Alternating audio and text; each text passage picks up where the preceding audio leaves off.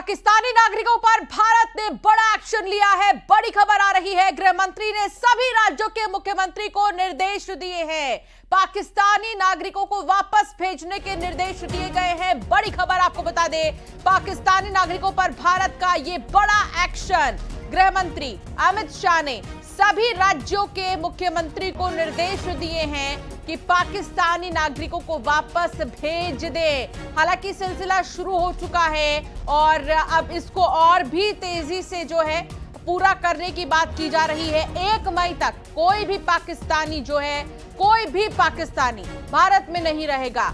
और ये बड़ा फैसला, सीसीएस की बैठक हुई पहलगाम मामले के बाद। पहलगाम में जिस तरीके से गोलियां बरसाई आतंकियों ने, जिस तरीके से खून की होली खेली, उससे मातम पसरा है पूरे देश में। गुस्सा भी है, आक्रोश भी है, उबाल भी है, सब कुछ। और इस बीच पाकिस्तानी नागरिकों पर भारत का बड़ा एक्शन। गृह मंत्री ने सभी राज्यों के मुख्यमंत्री को निर्देश दिए हैं। पाकिस्तानी नागरिकों को वापस भेजने के निर्देश दिए गए हैं।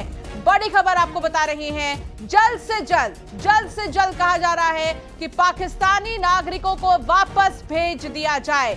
हालांकि 5 बड़े महत्वपूर्ण जो फैसले लिए गए, उनमें अटारी वाघा बॉर्डर को भी बंद करने की बात सामने आई। इसके अलावा आप जैसा कि जानते हैं कि जो है सबसे बड़ा, अब तक का सबसे बड़ा डील जो पाकिस्तान और भारत के बीच उस नदी को लेकर, जल सिंधु नदी को लेकर जो हो रहा था, अब उसको लेकर भी बड़ा फैसला लिया गया। रातों रात जो लेटर है वो पाकिस्तान भेजा गया और अब पाकिस्तानी नागरिकों को वापस भेजने के निर्देश दिए गए हैं। सारे ही मुख्यमंत्रियों से यह कहा गया है कि जल्द से जल्द पाकिस्तानी नागरिकों को वापस भेजें। बड़ी खबर आपको बता रहे हैं, पहलगाम में 26 से ज्यादा लोगों की जान ले ली गई। आतंकियों ने ताबड़तोड़ गोलियां बरसाई, जिसके बाद लगातार आक्रोश है पूरे देश में, ही गुस्सा है, उबाल है। इस पर गृह मंत्री की भी नजर लगातार बनी हुई है। और आपको बता दें कि प्रधानमंत्री नरेंद्र मोदी ने भी कह दिया कि चुन चुन के बदला लेंगे और बिल्कुल भी बख्शा नहीं जाएगा उन लोगों को जिन्होंने हमारे अपनों को जो है हमसे दूर किया है। विनीत संवाददाता साथ जुड़ गए हैं। विनीत, जल्दी से बताइए, क्या कुछ कहा गृह मंत्री की तरफ से, क्या कुछ कहा गया है, क्या निर्देश जारी हुए हैं?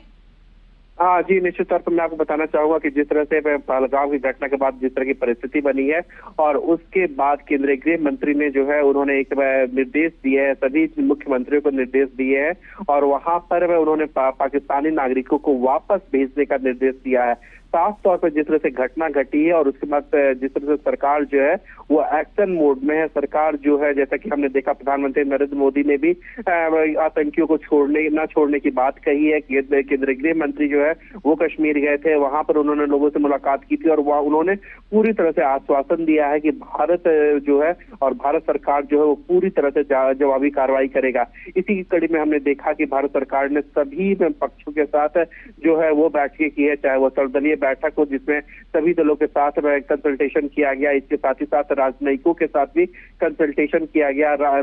जो राष्ट्रपति हैं, जो तीनों सेना के सेनाध्यक्ष होते हैं, उसके साथ भी जो है वो गृह मंत्री और विदेश मंत्री ने मुलाकात की है। तो साफ तौर पर भारत सरकार की ओर से पूरी तरह से आतंकियों को लेकर के एक्शन जो है वो किया जा रहा है, क्योंकि जिस तरह से हम देखें, प्रधानमंत्री नरेंद्र मोदी ने साफ तौर पर पहले भी कहा था कि 0 टॉलरेंस जो है वो आतंकी में और आतंकी के आकाओं के खिलाफ जो है वो किया जाएगा।